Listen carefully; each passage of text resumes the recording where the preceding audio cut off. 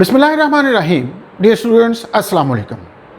PHY 304 heat and thermodynamics के सिलसिले में आज हमारा लेक्चर होगा वान डेर वाल फोर्सेस और वान डेर वाल इक्वेशन। इस लेक्चर में हम रियल गैसेस का बिहेवियर देखेंगे और रियल गैसेस के मॉलिक्यूल्स के दरमियान इंटरमॉलिक्यूलर फोर्सेस और उनके साइजेस की वजह से जो आइडियल गैस लॉ यानी PV is equal to nRT की जो नई शक्ल बनेगी उसके बारे में हम बात करेंगे। मैं हूं आपका ट्यूटर डॉक्टर शकील अहमद खान। आइए लेक्चर स्टार्ट करते हैं। लेक्चर को समझने के लिए हमें थोड़ा सा आइडियल गैस और रियल गैस के दरमियान फ़र्क का पता होना चाहिए। अगर हम देखें तो आइडियल गैसेस के अंदर हम कंसीडर करते हैं कि all the gas laws are applicable at all temperature and pressure conditions। लेकिन रियल गैसेस की सूरत में ऐसा नहीं है। रियल गैसेस सिर्फ और सिर्फ लो प्रेशर और हाई टेम्परेचर के ऊपर लॉज को ओबे करते हैं। अगर प्रेशर को बहुत बढ़ा दिया जाए तो मॉलिक्यूल्स एक दूसरे के इतने करीब आ जाते हैं कि वहाँ पे उनका बिहेवियर चेंज हो जाता है, यानी वो एक दूसरे को अट्रैक्ट करना शुरू कर सकते हैं या रिपेल करना शुरू कर सकते हैं, जिसकी वजह से हमारे पास वो पॉइंट मास वाला कॉन्सेप्ट यहाँ पे एप्लीकेबल नहीं रहता। उसके अलावा volume occupied by the molecule is negligible in case of ideal gases. लेकिन जब रियल गैसेस की बात करते हैं तो वहाँ पे मॉलिक्यूल ऑफ गैसेस निग्लिजिबल नहीं रहता। अब चूँकि हर मॉलिक्यूल का एक स्पेसिफिक साइज़ होगा, उस साइज़ की वजह से हमारे पास total volume of the molecule is not negligible as compare to total volume of the gas. इसके अलावा हम कंसिडर करते हैं आइडियल गैसेस में कि there is no force of attraction और repulsion between the molecules and the molecules exert force on each other except only when they collide with each other. लेकिन real gases में force of attraction negligible नहीं रहती। वान der वाल एक German scientist था, उसने कहा कि रियल गैसेस ऐसे बिहेव नहीं करती जैसे हम आइडियल गैसेस का मॉडल लेते हैं, बल्कि रियल गैसेस के दरमियान फोर्सेस डिस्टेंस डिपेंडेंट होती है। उनका बिहेवियर चेंज हो जाता है अगर डिस्टेंस बिटवीन द मॉलिक्यूल कम हो जाए। और ये आयनिक या कोवलेंट बॉन्ड की तरह फोर्सेस नहीं होती, बल्कि ये दो डिफरेंट मॉलिक्यूल्स के दरमियान फोर्सेस होती हैं।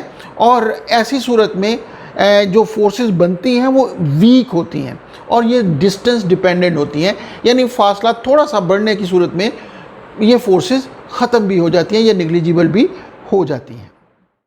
वान डेर वाल फोर्सेस को बाज़ औक़ात हम इंटरमॉलिक्यूलर फोर्सेस का नाम भी देते हैं। इसके अलावा वान डेर वाल फोर्सेस बहुत तेज़ी से ख़त्म हो जाती हैं अगर हम उनके मॉलिक्यूल्स के दरमियान डिस्टेंस बढ़ा दें। वान डेर वाल फोर्सेस में अट्रैक्शन भी हो सकती है, रिपल्शन भी हो सकती है between the molecules atoms and as well as due to their surface charges, और ये तमाम तरह की इंटरमॉलिक्यूलर फोर्सेस में शामिल होती हैं। इसके अलावा वान डेर वाल फोर्सेस जो कि रिलेटिवली वीक इलेक्ट्रिक फोर्सेस होती हैं, वो न्यूट्रल मॉलिक्यूल्स को गैसेस के अंदर एक दूसरे की तरफ अट्रैक्ट कर रही होती हैं। इसी तरह ये लिक्विफाइड और सॉलिडिफाइड गैसेस के अंदर भी ये मौजूद होती हैं, ये बहुत कम होती हैं। अब वान डेर वाल इक्वेशन क्या है? जब हम इक्वेशन स्टेट की किसी भी इक्वेशन की बात करते हैं तो हम आमतौर पे आइडियल गैस को कंसिडर करते हुए जब स्टेट की बात करते हैं तो हम फार्मूला देते हैं PV is equal to nRT। और PV is equal to nRT से जो हमारे पास फार्मूला हासिल हो रहा है, इसमें P is the pressure of the ideal gas and V is the volume of the ideal gas. और चूँकि volume of the ideal gas में हम कहते हैं कि इट्स सेल्फ मॉलिक्यूल का तो वॉल्यूम ना होने के बराबर है, इसका मतलब जो टोटल वॉल्यूम है that is the volume consider to be volume of the gas.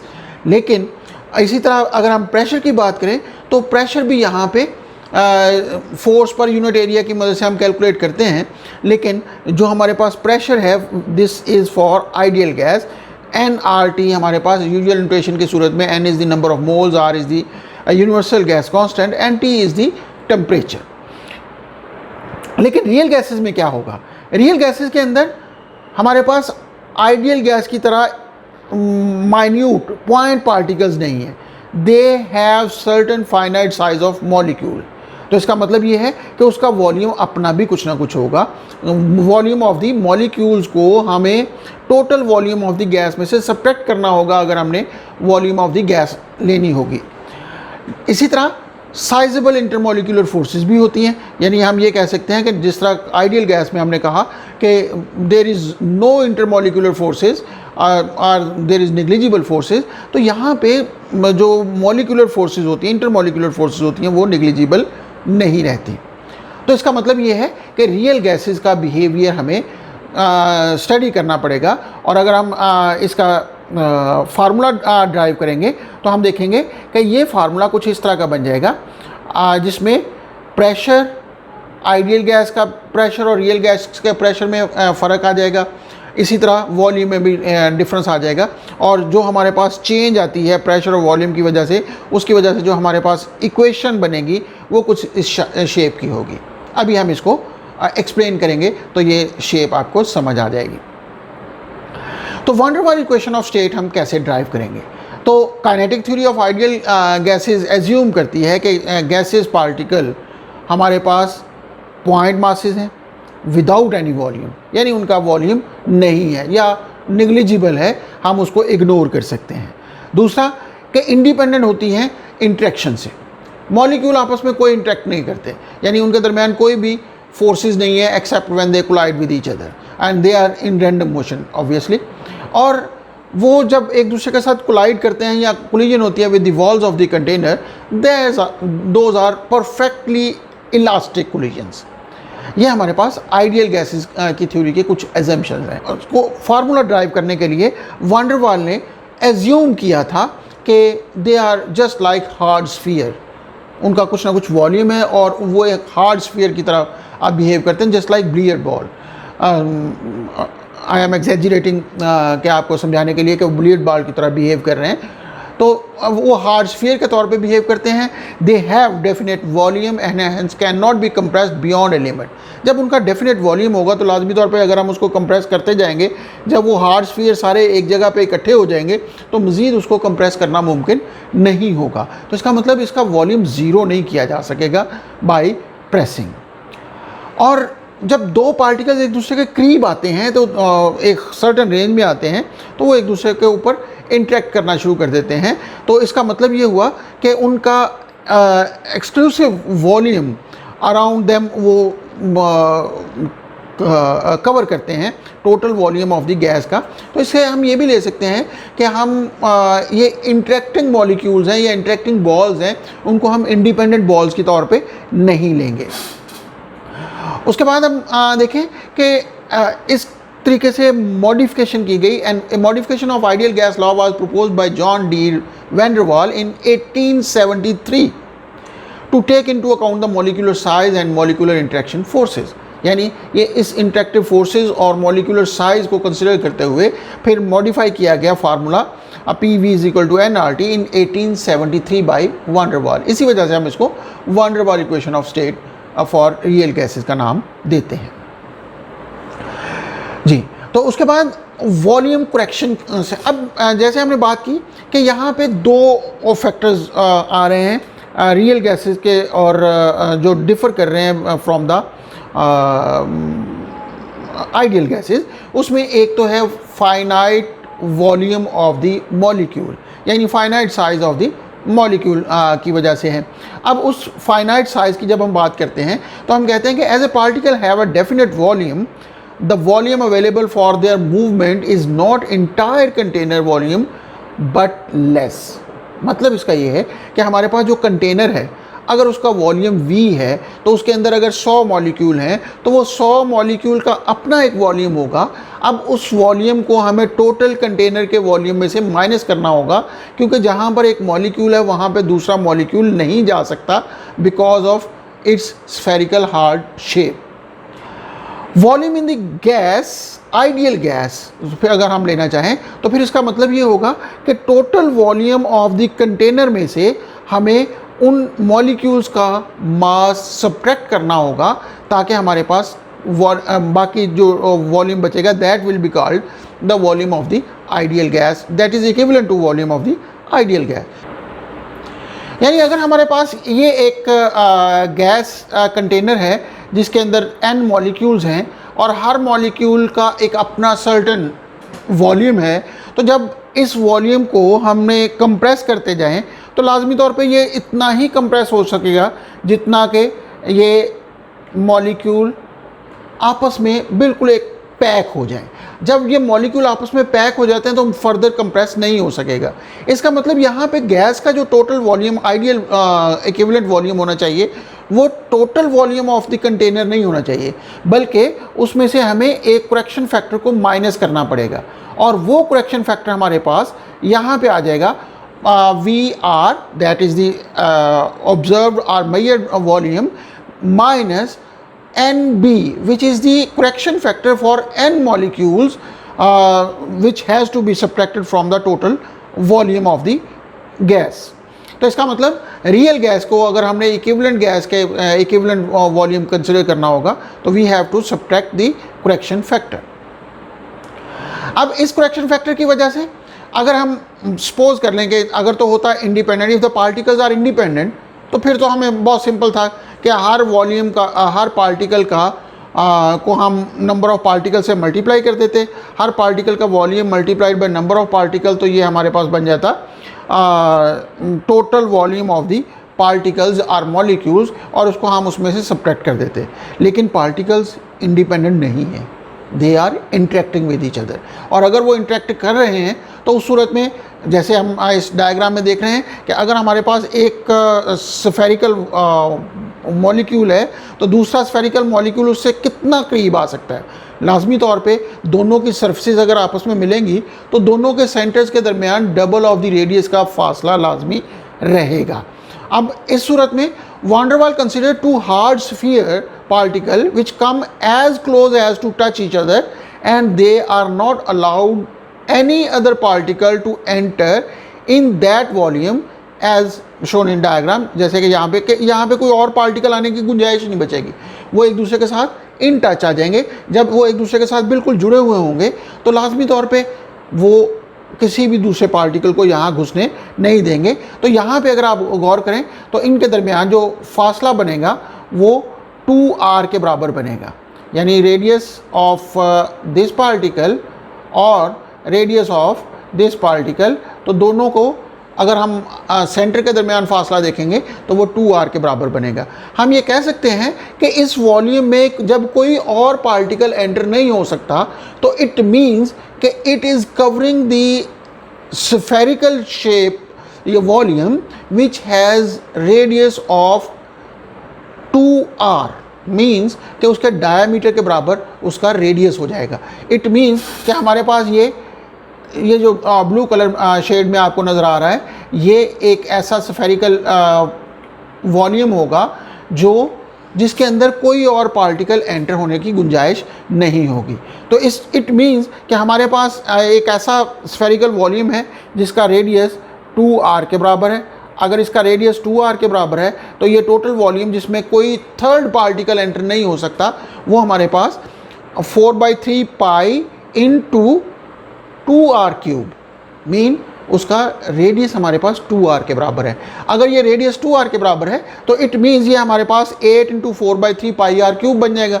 अब ये दो पार्टिकल्स की बात हो रही है, दो इंटरेक्टिंग पार्टिकल्स हैं। अब दोनों पार्टिकल जब एक दूसरे के साथ इन टच हैं तो उस वक्त वो टोटल वॉल्यूम ऑक्यूपाई करेंगे, वो 8 गुना होगा वॉल्यूम ऑफ ए मॉलिक्यूल का, 2 गुना नहीं है, 8 गुना है। यहाँ पे हमने मैथमेटिकली देखा।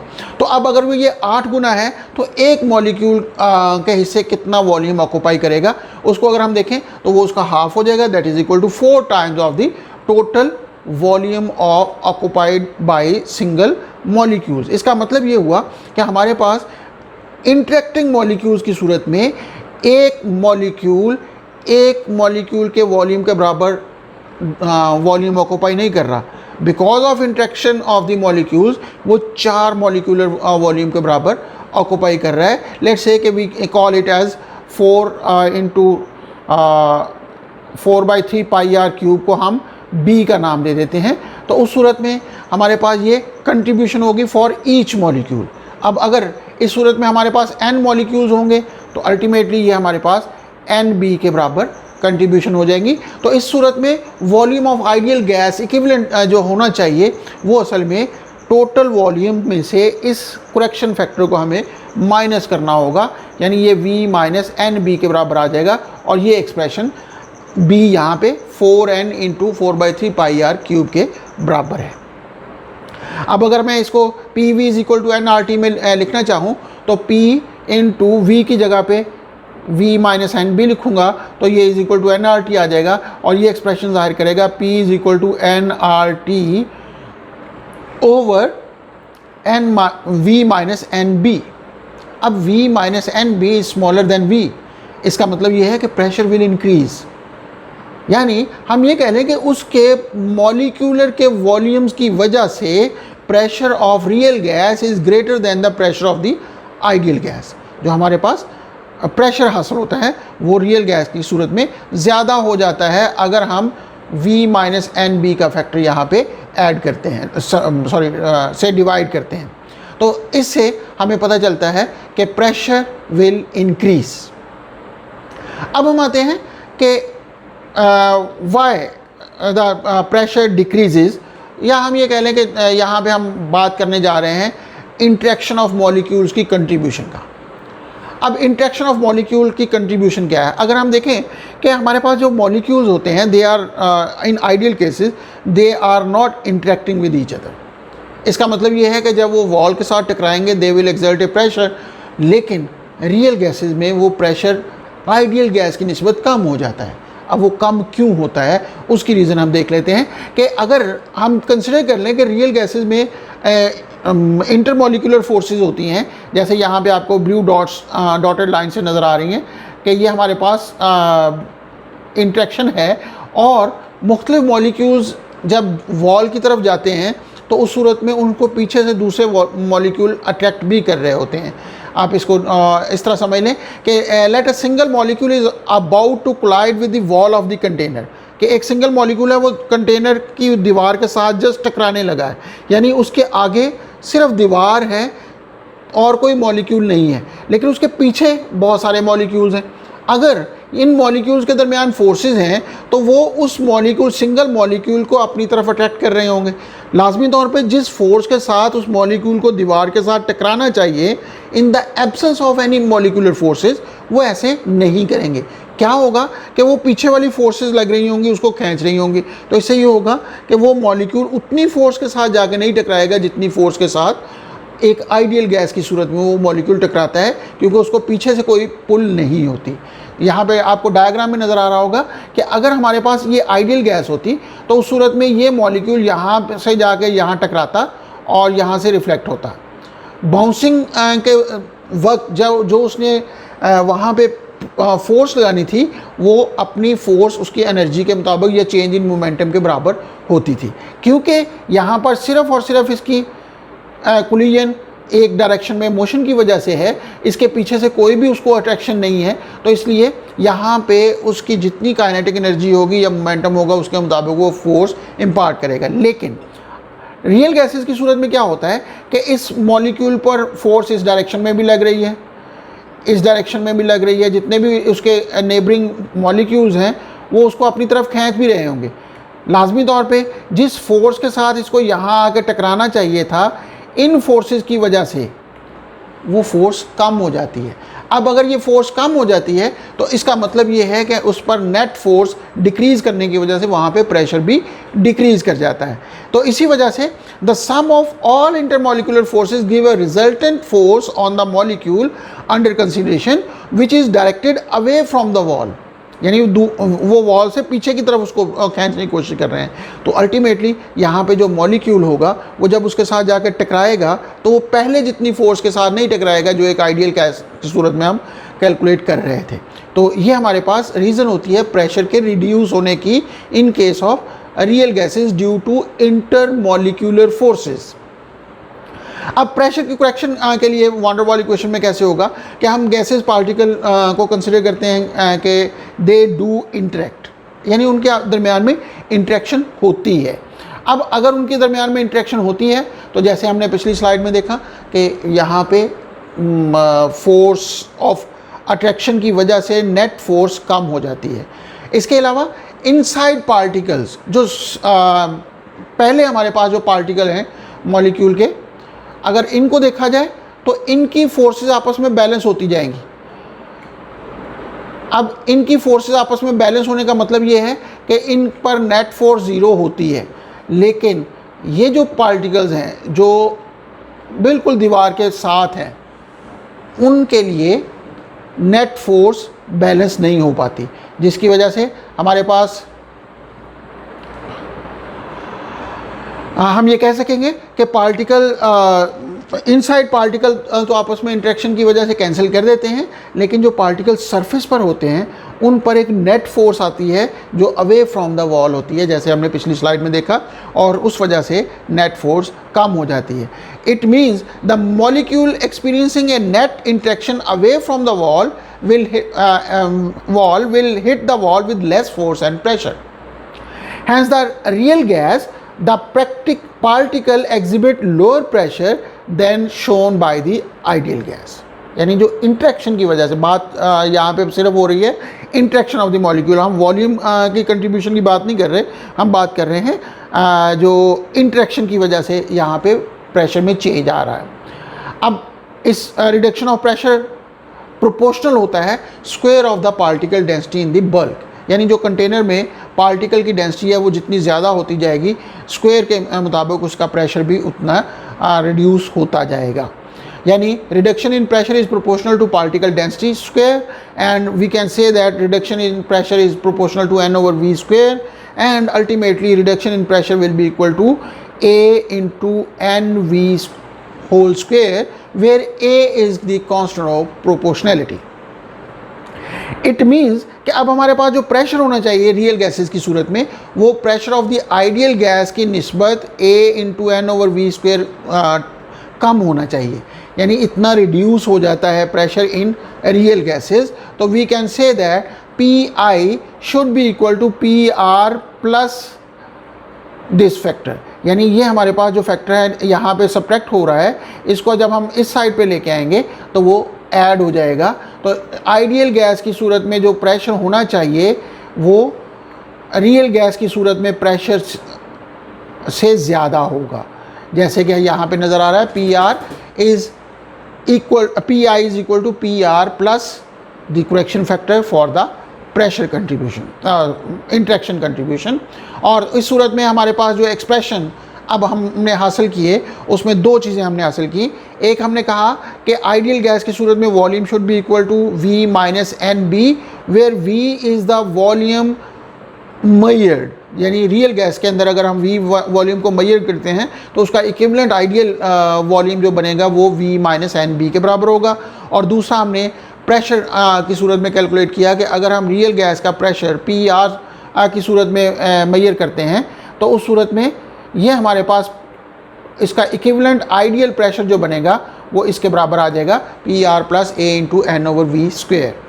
अब अगर हम ideal gas PV is equal to nRT की सूरत में लें तो उस सूरत में PI की जगह यानी आइडियल प्रेशर की जगह पे हम इसके इक्विवेलेंट पुट करेंगे और वॉल्यूम की जगह पे उसका इक्विवेलेंट पुट करेंगे, that will be equal to nRT। This is called the van der Waals equation of state. The constant A and the constant B is determined experimentally and are called van der Waal constants. अब इसके अंदर जो हमारे पास मुख्तलिफ terms हैं उनको हम एक दफ़ा एक्सप्लेन कर लेते हैं कि यहाँ पे ये P असल में मेजर्ड वैल्यू है। मेजर्ड वैल्यू का मतलब ये है कि जो रियल गैस में हम मेजर कर रहे हैं ये वही प्रेशर है, लेकिन जब हम उसको आइडियल गैस में पुट कर रहे हैं तो ये उसमें करेक्शन फैक्टर हमें ऐड करना पड़ा due to their attractive forces, intermolecular forces की वजह से हमें ये करेक्शन फैक्टर ऐड करना पड़ा। इसी तरह ये हमारे पास कंटेनर का वॉल्यूम है, यानी हम ओरिजिनल वॉल्यूम को मेजर कर सकते हैं और उसमें फिर हम करेक्शन फैक्टर ऐड करेंगे due to non zero size of the molecules. तो ये हमारे पास आइडियल प्रेशर, ये ब्रैकेट अगर हम बात करें, इस ब्रैकेट की अगर हम बात करें तो this is equivalent to ideal pressure and this is equivalent to ideal volume, so the pressure into volume will be equal to nRT, which is the ideal gas law. यानी हम ये कह सकते हैं कि अगर हम आइडियल गैस के लिए यूज़ करेंगे तो उस सूरत में ideal pressure multiplied by ideal volume is equal to nRT होगा, जबकि इस सूरत में हमारे पास एक्सप्रेशन जो चेंज हो जाएगा वो van der Waals equation of state कहलाएगा। अब ये था हमारे पास van der Waals equation of state. अब अगर हम इसका एक गैस रियल गैसेस के लिए ग्राफ प्लॉट करें कि रियल गैसेस आइडियल बिहेवियर से कितना चेंज होती हैं, तो हम ग्राफ प्लॉट करेंगे between P over N T versus pressure. अगर हम प्रेशर और पी ओवर एन टी के अगेंस्ट ग्राफ प्लॉट करें तो हम जानते हैं P over N T should be equal to R. और यहाँ पे आपको रेड कलर में जो लाइन नज़र आ रही है, ये वाली लाइन, ये आपको नज़र आ रही है कि ये कांस्टेंट है विच इज़ इक्वल टू 8.3145।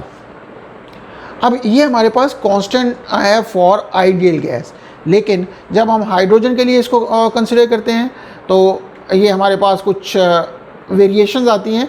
आप देख रहे हैं कि यहाँ पे शुरू में यहाँ तक तो वो तकरीबन आइडियल गैस को ओबे कर रही है, यानी लो एटमॉस्फेरिक प्रेशर पर कर रही है, लेकिन जैसे जैसे प्रेशर बढ़ता है इसके अंदर जो चेंज आ रही है, ये देखें यहाँ पे आर की वैल्यू जो कि कांस्टेंट हम कंसिडर यूनिवर्सल गैस कांस्टेंट लेते हैं, यहाँ पे आर चेंज हो रहा है। इसका मतलब ये है कि हमारे पास उसका बिहेवियर चेंज हो रहा है। It is not behaving like ideal gas. अगर ये आइडियल गैस की तरह बिहेव करती तो यहाँ पे आर की वैल्यू कांस्टेंट रहनी चाहिए थी, यानी P V over N T must be constant. इसी तरह N2 का बिहेवियर H2 से ऑपोजिट है। अगर हम देखें कि प्रेशर के बढ़ने से H2 के लिए आर P V over N T की वैल्यू बढ़ रही है, जबकि N2CO या O2 की वैल्यूज़ डिक्रीज़ कर रही हैं। और यहाँ पे most deviated gas is the oxygen gas. अब यहाँ पे आप गौर करें कि इसकी जो डेविएशन है वो बहुत ज़्यादा और हो रही है यहाँ से, जो कि काफ़ी प्रोमिनेंट होती है। तो इसका मतलब ये है कि हमारे पास जो रियल गैसेस हैं they are not behaving like ideal gases. तो ये था जी हमारे पास